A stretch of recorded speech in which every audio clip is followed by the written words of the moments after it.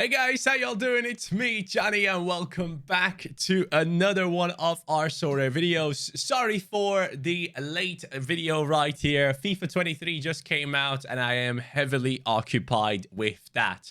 But that doesn't mean that I am still like not sat here on Sorare data and Sorare itself, checking things constantly. That is still happening, and I can already see it's going to hold me back from doing my work, especially when games are back again after the international break. It's going to be tough because right now with FIFA 23 coming out for my main channels, I don't know if you guys know, Johnny Sports, they are called. And I have a lot to do now. I have to post content for the main channel, then for the second channel as well. And it is getting quite difficult to get to a stage where I have enough time to make Sorare content. So I want to give you guys a heads up. If you do see a little bit less Sorare content in the upcoming days, the reason for that is FIFA 23. So let's dive into what happened this game week, this international game week. It seems like we are sadly going to be coming in 94th right here, missing out on a reward by 12.44 points, which is a huge letdown because Sheshko did extremely well. He got a goal and an assist and scored a banging goal, actually, off a volley from outside the box, I believe it was. And he did win against Haaland, his squad. Yes, Norway lost against Slovenia, and Sheshko led the line once again, getting a lot of eyeballs on him. A lot of teams are still going to be interested in this guy, even if he does move to Leipzig. So I got really lucky here. I'm very happy that he has performed once again, because if we go to his SO5 scores, we can see that his L5 is getting better and better, and I'm desperately hoping that he does go ahead and get another decent result against Sweden, and that would help us to hopefully build up his L5 even more, build up his value even more. And the guy's only 19. I mean, I have to realize that he is literally only 19, so he has such long utility, and if he's this good at 19, it's one of those players where he's a first owner on my account. I'm the first guy to own the card that I have in my account. It isn't transferred. It has nothing to do like that. So for that reason, I just want to hold on to him, because if you guys know from like FIFA, there is a lot of emphasis put on being the first owner of a card, which means basically you were the one that has packed the card, right? And that's a huge thing on FIFA.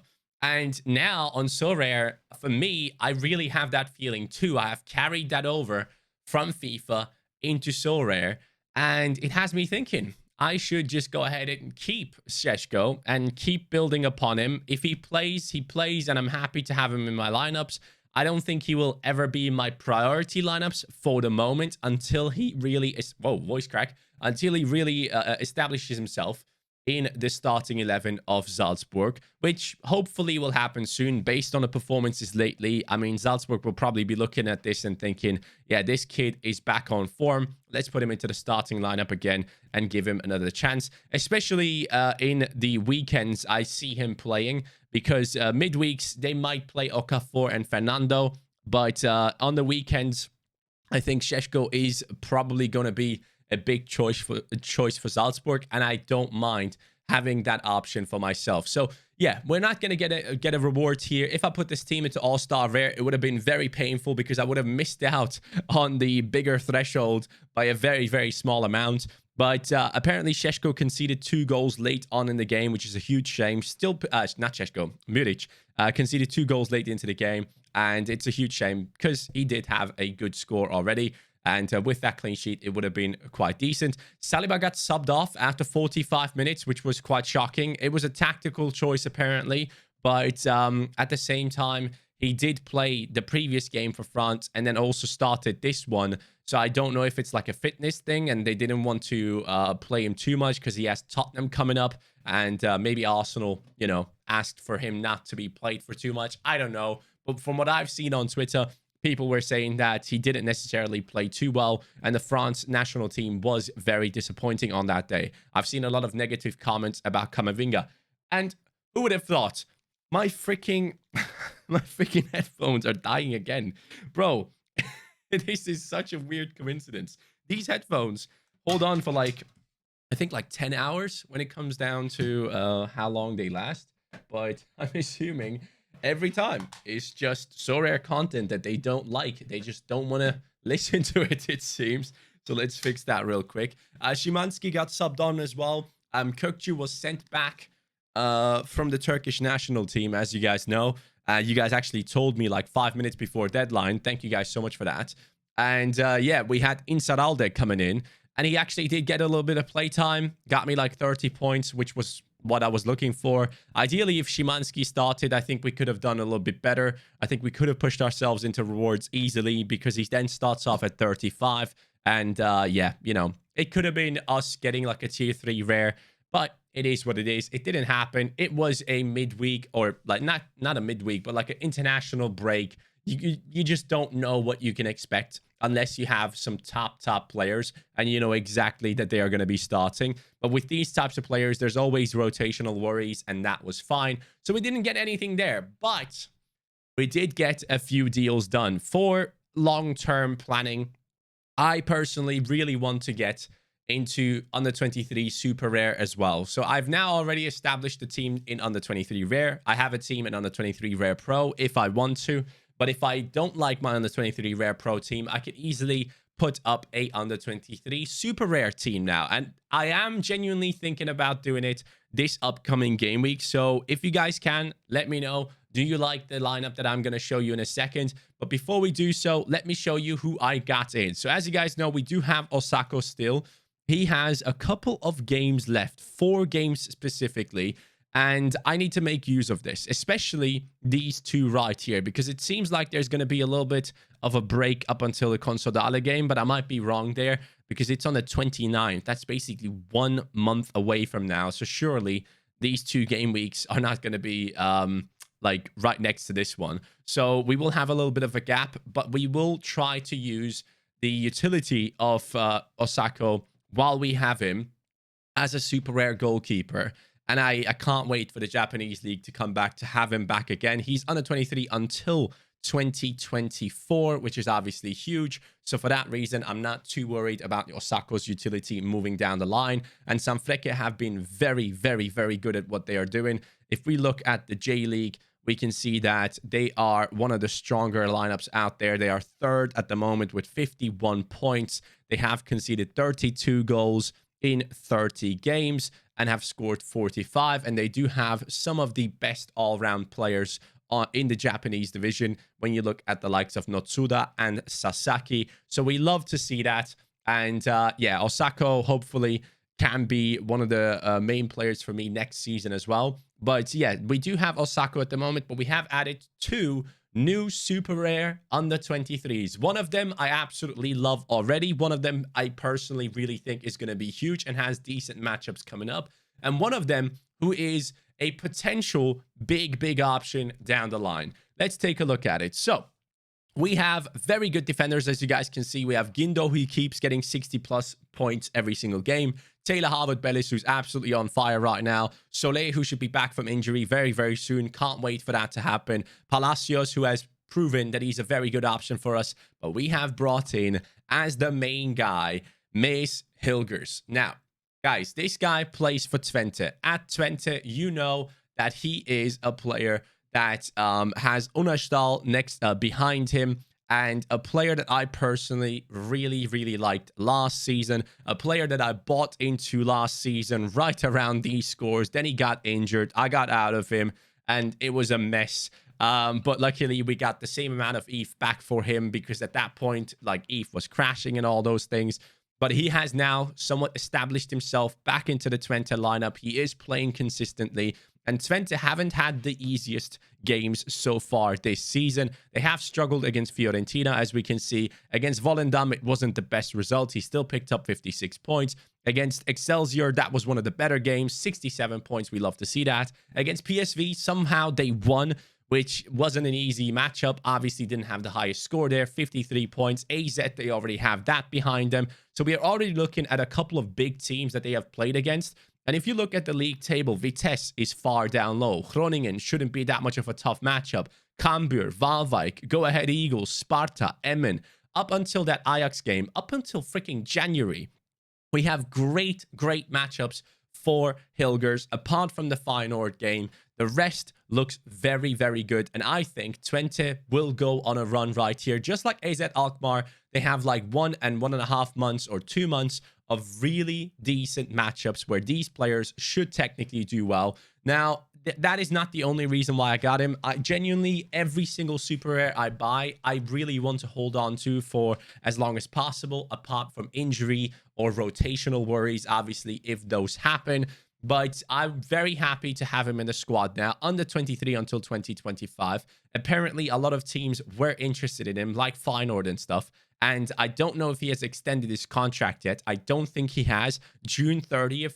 If he moves, I think he gets a good move within the Dutch league, or could be an even bigger step up later on. But I think this guy is very talented from what I've seen so far, watching him play last season and also this season. I can't wait to have this Hilgers in my club because I think he will get those high scores once again in these upcoming game weeks. I fully expect a couple of 70s there, and they're going to be very useful when we consider that he will have the super rare bonus on him. So that one is a very big one for me. I'm very excited about Mace Hilgers now coming back into the club, a player that I've been stuck on in terms of so rare, and under 23 till 2025 is huge. So I love that.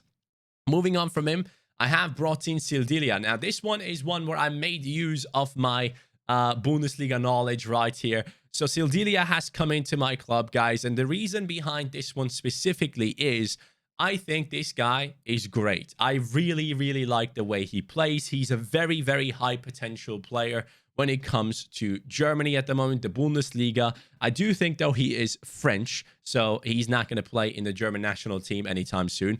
But this lad, at Freiburg, they have a specific culture. At Freiburg, you come up through their system, and once you establish yourself, you become a part of this club. You become a player that is going to be held on to for as long as he wants to stay and for as long as he performs. And you can tell right here, one thing I really like about him, first of all, is that he has midweek utility, right? But then also at the same time, Freiburg is a very, very successful club at building up players and selling them on for big money and them getting big moves later down the line. They have done so with many, many players. The latest one, you have to look at the likes of Schlotterbeck going from Freiburg over to Dortmund, another defender that got a big move. Freiburg right now in the Bundesliga are in that third position. They have established themselves much higher up in the league table in the previous years, and their fan culture is absolutely amazing. They support them no matter what. Their coach has been there for many, many years, probably the longest standing coach, not probably, most definitely, the longest standing coach in the professional divisions in Germany. He has been there forever. And if he believes in Sildilia, I believe in Sildilia as well. He has an opponent basically in his position. I think his name is Köbler. Now, Köbler is 30 years old. 30 years old. He has been fit for the previous 4 games, and he has not been able to move into the starting lineup. Same goes for Sike. He has been there waiting for his moment, but he has not been able to get past Sildilia either. So it looks like Sildilia has established himself in the starting lineup, and Freiburg are very good at defending normally. So I really like the setup that we have right here. If you look at Freiburg's defense specifically, when you look at the goalkeeper and also their defense, one of their main men, we look at Flecken, 79 L5. You look at Matthias Ginter, 77 L5. So you have already amazing players. Günther on the left back spot, very experienced, very good in what he does, and the captain of the team. I personally really like the look of this squad, and I think this Freiburg team and Sildilia are going to be very good for me, especially moving forward into the future, because Sildilia has utility up until 2026. And I think within the Bundesliga system, we're going to be looking at a very good player in him. And he was the much cheaper option than Hilgers. That is for sure. Moving on from that, we now go into the midfield. I have brought in Enzo Fernandez. Guys, for me, it's ridiculous that this guy is sat at the price he sat. I mean, look at these performances. If I can get a player that guarantees me basically 60 plus every single game, I will happily take that, because at times you just hope for your striker to score a goal. Even if his AA game is negative, he gets a 60, right? And you're happy. With Enzo Fernandez, he's already establishing a base performance level for himself at Benfica, which I really like. And once he gets more decisives, which he will hopefully do soon, his scores go from 60 up to 80s, 85s. That is the big difference. The AA scorers like Enzo are just huge, and he has been able to get those scores with no decisives at all. And when he does get decisives, 84, 83, 80. Those are the scores that I can't wait to bring into the squad. I am aware that my midfielders are very good right now when it comes to under 23. We have Kökçü, we have Simmons, we have Getson, we have Enzo, we have Szymanski, we have Nakamura. I think I personally look at my gallery now in terms of just under 23 only, and I want to build within it, constantly keep improving within it, constantly keep adding pieces from some of the top teams, some of the top under 23s playing for the top teams, and putting together teams of two, like a semi-stack for each team, as I have done with Kökçü and Szymanski, as we have done with the likes of Harvard, Bellis, and Muric, as we now have with Solé and Šeško, as I wanted to do with Odgaard and Reinders, but Reinders' price has gone up way too much, so we're staying off that. The next thing I would like to do is, ideally, I would like to win myself another top under 23 attacking player. And if we don't win him, we're going to accumulate our rewards to be able to buy one. One thing I do like is that Redmond seems to be injured. I don't know if he's going to be fit. It seems like Muleka will once again be guaranteed to play against Fener. And even as a substitute, I really like Muleka, because Beşiktaş do a lot of their substitutions within like 55 minutes and all those things. So he will have plenty of time to come off the bench and still have an impact. From what I've seen on social media, a lot of the Beşiktaş fans are asking or requiring for Weghorst and Muleka to never be split apart, because they have great interplay in between each other, and it seems to really work out well. So I really like my attacking options. Specifically, my best option at the moment is Odgaard. He is on fire. He's at Alkmaar, have great matchups. He has midweek and weekend utility. That's what I really like, but I've never felt like I had a gallery that is really strong up until this moment. And as I said before, I want to keep building upon what we have with the under 23s up until I genuinely can say, hey, I now have very, very, very good under 23s. I can't necessarily improve too much unless I go out and buy myself an Mbappe or a Vinicius Jr. This is a good enough gallery. Now we can move over and start building into different categories. Now, in terms of saved lineups, in terms of game week 310, by the way, this weekend I only have 3 players playing. I don't even know if all of them are going to be playing. Would be a huge surprise, to be fair. But game week 310, we are looking at these lineups, my friends. Under 23 rare is going to be a very strong one. We have Burnley up against Cardiff City, 4th against 18th. It is an away game, but I do expect some good scores out of these two. Xavi Simons up against Cambuur. He's going to be the captain, because I think they are very much expected to score 3 or more goals. So Xavi Simons could be involved in those quite a lot. Enzo Fernandez bringing in another 60+ performance, possibly even more, against the 9th place team in the league. And then Odgaard up against Groningen away from home. Very good score for him as well. So this team I fully expect to do really, really well. All-Star Rare, I have put in this squad. We don't know if Solé is going to be back. I don't know the situation about Kökçü at the moment. Apparently, he got back from the Turkish national team and had picked up a knock. But we don't know yet. I watched the replays. It seemed like he just walked off the pitch, and I could read his lips as he was saying it to the coach. He said, "My belly is hurting." So he might have picked up like a knee into his belly or something like that. He just didn't feel comfortable. And yeah, he just got moved on basically. And this could be my first ever under 23 super rare lineup. So I need you guys to tell me, do you think we should go with this? Because I personally desperately want to utilize the super rare utility from Osako while he's still here. And we only have like 2 game weeks coming up where we can make use of that in 310 and 312. Osako, Sildilia, Hilgers, Nunez, Muleka. Osako up against the 9th in Urawa Reds, I believe that is. Freiburg at home against Mainz. Hilgers up against the 14th in the league. Nunez up against the 19th in the league. And Fener and Besiktas in a huge Istanbul derby up against each other. It's going to be fiery. It's going to be intense. There are going to be opportunities. It's going to be back to front, that type of game, which is going to be hectic. And Muleka could easily do well there. Let me know your thoughts, guys. I think I could put that team in there.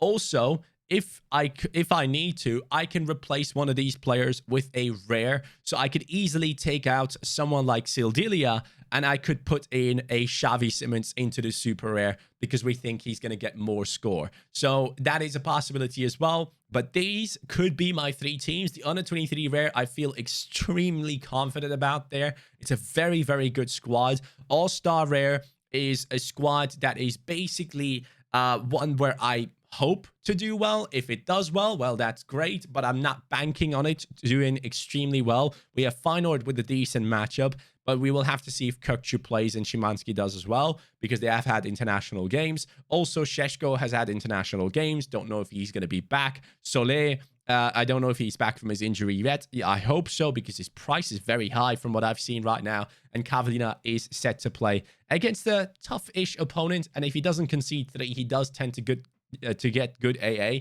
So that's one thing to keep in mind. But yeah, the super rare team, I have seen the rewards that they dish out in like tier 1.